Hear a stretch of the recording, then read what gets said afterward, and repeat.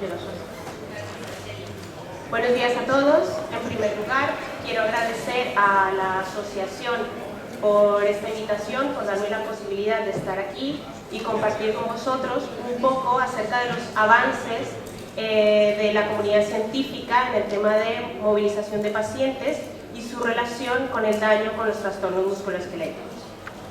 Quisiera comenzar hablando un poco acerca de la problemática, trayendo a colación algunos datos publicados, como por ejemplo en la cuarta encuesta europea de condiciones del trabajo, nos dice que el 43% de los trabajadores del sector sanitario en sus tareas efectúan movilización de personas o pacientes. Además nos indica que hay una importante prevalencia de mujeres en relación a la cantidad de hombres que efectúan este tipo de tareas. Además, nos indica otro dato interesante, que es que el 26% de los trabajadores del sector sanitario o sociosanitario padecen un trastorno musculoesquelético en la zona baja de la espalda. En un estudio efectuado en Italia, un estudio multicéntrico acerca de la prevalencia de la lumbalgia aguda en el personal de enfermería, podemos observar que esta prevalencia quintuplica prácticamente la prevalencia en el grupo de no expuestos o grupo de control. Por lo tanto, se evidencia que hay un claro problema con la prevalencia de la lumbalgia aguda y el personal de enfermería. Si se efectúa una distribución en las diferentes salas de hospitalización, vemos que también esta prevalencia tiene una asociación con respecto a la carga de movilización de personas o pacientes en las distintas salas, y podemos observar que es altamente significativa en relación a la prevalencia del personal que no está expuesto a efectuar movilizaciones de personas. ¿Qué pasa en España? Las enfermedades profesionales declaradas con baja en el 2010 nos muestran que la principal causa de estas enfermedades es por agentes físicos.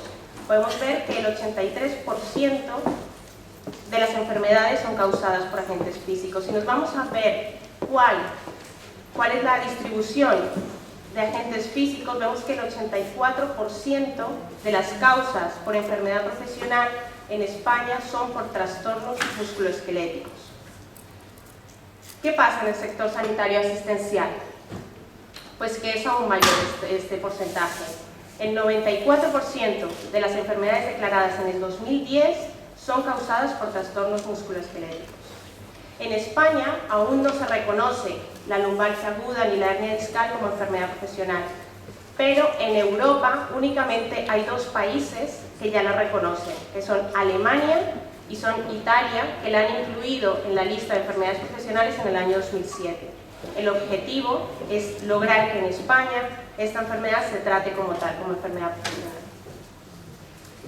¿Qué pasa en nuestra columna? Pues que cuando un trabajador está expuesto a una movilización, una sola, en la que haya una carga discal importante y se supere el límite de tolerancia que tiene la población en el raquis lumbar, hay una clara asociación de que puede aparecer un traumatismo agudo. Además, si se hacen movilizaciones o levantamientos con una carga discal que no sea tan alta, pero que sí que es frecuente durante el tiempo, estando por debajo de ese límite de tolerancia, pues con el tiempo es posible que ocurra un traumatismo acumulado, debido a que esa curva del límite de tolerancia tiene un decrecimiento con el tiempo. En los últimos años se ha visto que la edad anagráfica del personal de enfermería expuesto a movilización de pacientes o de personas se ha incrementado. Hablamos que hace unos 7 años la media de edad del personal estaba en unos 32 años, a día de hoy hablamos de que la media está en 41 años. Si vemos además que el límite de tolerancia con respecto a la edad también decrece o desciende, podemos decir que hay un doble decrecimiento de ese límite de tolerancia en la columna o en los discos intervertebrales. Y por lo tanto, es un problema a visualizar. Cuando hay una carga discal en el raquis, hay diferentes fuerzas que actúan. Al día de hoy, la fuerza de compresión se ha estudiado y el límite de fuerza de compresión hablamos que está entre 3.500 y 6.500 newtons. Pero además hay otras dos fuerzas que interactúan, que son la fuerza de corte lateral y la anteroposterior, las cuales han sido estudiadas por un importante ergónomo biomecánico americano que en el 2008 ha publicado que el límite de tolerancia con estos dos tipos de fuerza es de 1.000 newtons. Va significativamente inferior a los 3.500 newtons con los que estamos trabajando actualmente. Por lo tanto, si nos quedamos con la fuerza de compresión, podemos decir que para cargas discales inferiores a 3.500 newtons, estamos dentro de un área de seguridad. Si la carga discal está entre 3.500 y 6.500 newtons, por la frecuencia acumulada de levantamientos, es posible que pueda ocurrir un traumatismo acumulado.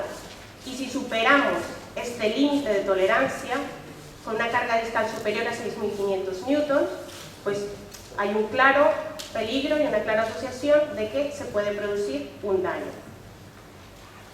En un estudio efectuado, varios estudios efectuados midiendo la fuerza de compresión interdiscal en movilizaciones muy comunes que se efectúan en centros sociosanitarios, vemos que en todas prácticamente se supera el límite de tolerancia. ¿Y qué se ha intentado hacer hasta el momento?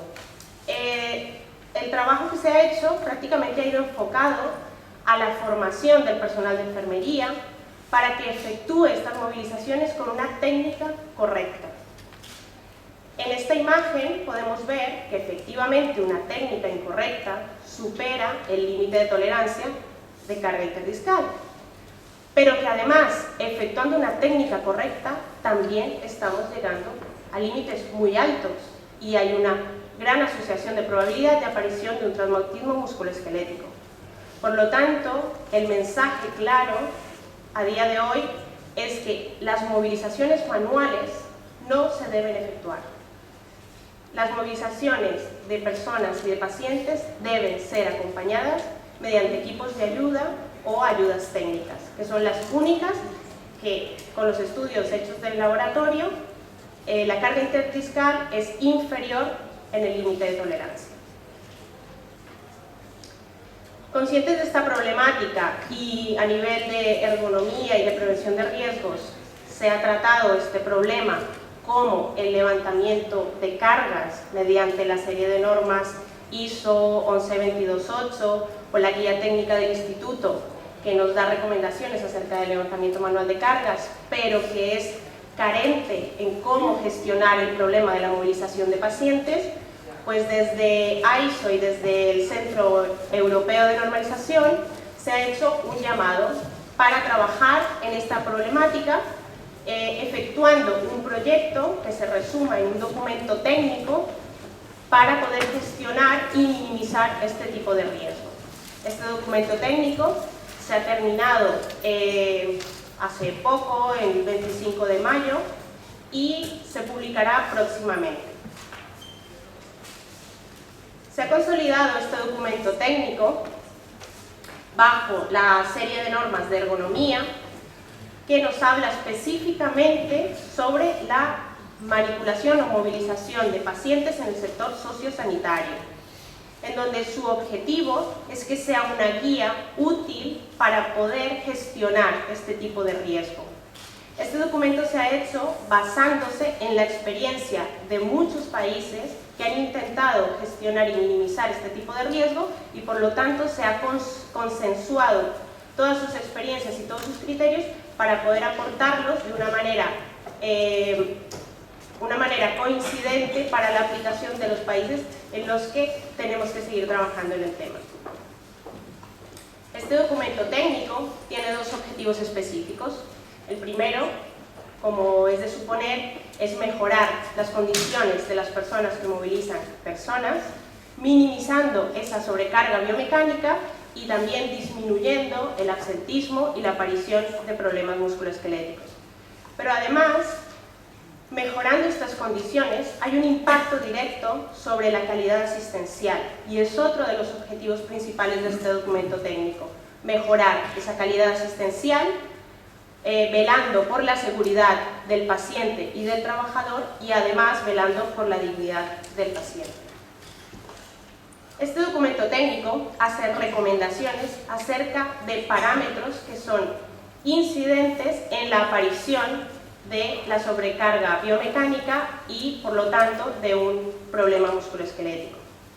Hace recomendaciones acerca de la organización del trabajo, cuáles deberían ser el número adecuado de personal dispuesto en una sala para efectuar las movilizaciones, la tipología de pacientes, una clasificación si hay pacientes que yo debo movilizar completamente o parcialmente y cuántos debo movilizar en la sala, qué tipo de ayudas técnicas tengo a mi disposición para efectuar estas movilizaciones, si estas ayudas técnicas o equipos de ayuda son adecuados para la tipología de paciente y además si en los espacios en donde yo debo realizar estas movilizaciones puedo hacer uso de estos equipos de ayuda.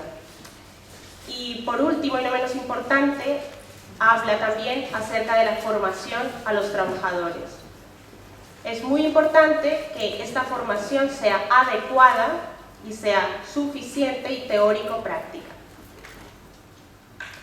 Por lo tanto, todos estos parámetros que he mencionado anteriormente son factores causales del aumento de la sobrecarga biomecánica y por lo tanto es importante, tal como lo dice este documento técnico, tenerlos todos en cuenta porque uno o todos sumados pueden influir en la aparición de un trastorno musculoesquelético. El documento técnico nos hace una recomendación acerca de un modelo de gestión para minimizar este tipo de riesgo, en donde iniciamos con una evaluación analítica del riesgo, en donde nos indique en qué nivel estamos y si aparece este nivel de riesgo significativo, tenemos que llegar a gestionar de alguna manera esa reducción del riesgo mediante intervenciones en cada uno de los parámetros mencionados o en aquellos parámetros en donde sea más crítico. Además, este modelo nos indica que siempre debe haber un control de la efectividad de estas intervenciones para poder valorar si realmente hemos hecho bien las cosas o no. Este documento técnico tiene un anexo en donde recoge, hablamos de más o menos unos 12 métodos descritos con los factores incidentes, los parámetros que miden, con sus limitaciones y con sus ventajas. Cada uno de estos métodos está descrito, son métodos que se han recogido de los diferentes autores a nivel mundial que intentan trabajar el tema de la movilización de pacientes. El método MAPO está incluido dentro de este anexo y es el método preferente debido a que es el único método que tiene una validación interna que ha sido validado mediante datos epidemiológicos en un extenso número de trabajadores expuestos y un extenso número de salas de hospitalización y además es el único método que toca todos los factores incidentes del riesgo. Trabaja sobre el análisis de la organización del trabajo, toca aspectos de las ayudas técnicas, recoge información acerca de la formación, etc. Por lo tanto, llegados a este punto, por fin os voy a hablar de qué es esto de la metodología MAPO. Esta metodología tiene dos etapas de aplicación. Una primera etapa en la que se hace una entrevista a la jefe de enfermería o al personal de enfermería que tenga más antigüedad en la sala y que tenga mayor conocimiento del funcionamiento de la sala, por ejemplo, de una sala de hospitalización. En esta entrevista se intentará recoger toda la información acerca de la organización del trabajo, de los trabajadores expuestos o que realizan movilización de pacientes, del tipo de pacientes que yo debo movilizar, además de cómo está el entorno donde se realizan las movilizaciones, qué tipo de formación han recibido estos trabajadores de manera específica sobre movilización de pacientes y con qué equipos de ayuda cuenta la sala. En una segunda fase, el evaluador debe desplazarse a la sala de hospitalización que está siendo analizada o al área del centro que se quiera analizar y se hace una observación directa de algunos aspectos que no han podido ser recogidos mediante la entrevista y que es necesario recogerlos para poder cuantificar finalmente ese índice de riesgo. Por lo tanto, cumpliendo el mayor objetivo, que es poder priorizar la intervención, hacer una intervención adecuada para minimizar ese nivel de riesgo. Cuando tenemos presencia de pacientes no colaboradores, hablamos de no colaboradores, de aquellos pacientes que no tienen la capacidad motriz residual para moverse por sí solos y que necesitan ser levantados o movilizados completamente, no se pueden ayudar. Pues aquí tenemos una carga discal elevada. Según los estudios biomecánicos, pues una carga discal que posiblemente supere en la mayoría de los casos ese límite de tolerancia a la población. Con respecto a las movilizaciones con pacientes o personas parcialmente colaboradoras, aquellas que sí que pueden ayudarse un poco a la hora de movilizar, sí que pueden apoyar alguna extremidad o ayudarse de alguna manera, pues esta carga discal es un poco más baja, es mediana. ¿Y cómo disminuimos esta carga discal? Pues efectivamente mediante equipos de ayuda. Para levantamientos totales, mediante equipos de ayuda o ayudas técnicas como las grúas, los elevadores, las camas ergonómicas, las camillas ergonómicas, y para levantamientos parciales mediante las ayudas menores. Pero esto no es la solución del problema, es tan solo un primer paso.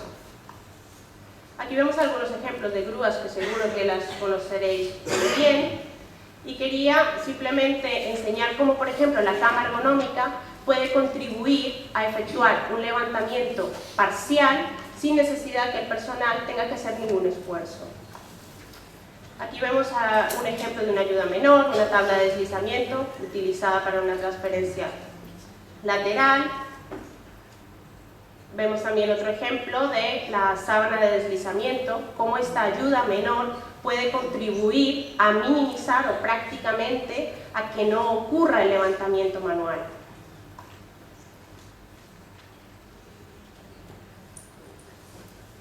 Quiero que veáis este ejemplo en donde el factor de la formación es muy importante debido a que si contamos con los recursos, por ejemplo, con las ayudas menores, contamos con camas ergonómicas que se ajusten, pero no contamos con una adecuada formación para efectuar las movilizaciones, estamos incrementando el esfuerzo físico de los trabajadores, estamos decrementando la calidad asistencial y, por lo tanto, un mensaje que quiero dejar es que esta formación debe efectuarse tanto en el centro en donde van a ser utilizados estos equipos de ayuda, en donde se efectúan las movilizaciones, y con los recursos que tenemos en la sala. No me vale hacer un curso externo en otro entorno, en otra sala y con otros equipos. Yo necesito conocer cuáles son los equipos con los que cuento para efectuar las movilizaciones, en qué espacios y cómo realizarlas. Por lo tanto, en la etapa de inspección valoramos esa coherencia de la información que me ha dado la jefa de enfermería y además hago una valoración de otros aspectos como el relacionado con las sillas de ruedas, algunos aspectos ergonómicos, recojo información sobre qué tan adecuados o qué tan ergonómicos son los equipos de ayuda con los que cuento en la sala y hago una valoración de la ergonomía de algunos espacios en donde se efectúan la movilización de personas, como son los baños para la higiene, el baño con váter y las habitaciones. Toda esta información se cuantifica mediante unos factores y llegamos a lo que es el índice MAPO. Es una ecuación muy sencilla que recoge información acerca del número de pacientes no colaboradores en relación con el personal disponible que tengo en sala. Me recoge información acerca de la adecuación de estos equipos de ayuda para efectuar estas movilizaciones, información acerca de cuántos pacientes parcialmente colaboradores tengo en mi sala en relación al personal de enfermería que efectúa la movilización, y un factor que me habla de las ayudas menores con las que cuento para efectuar esas movilizaciones y si son adecuadas o no. Además, cuantifico esa inadecuación de las sillas de ruedas con las que cuento en sala, cuantifico cómo están las instalaciones, aquellos baños en donde efectúo higienes, las habitaciones y los baños con váter, y por último cuantifico cómo ha sido o cómo es la formación que yo he impartido a mis trabajadores. Después de obtener todos estos datos, llego a un resultado final cuantitativo, que es un índice clasificado en 4 niveles de riesgo, en donde si supero el índice MAPO de 5, del valor de 5, hay una clara asociación de aparición del daño.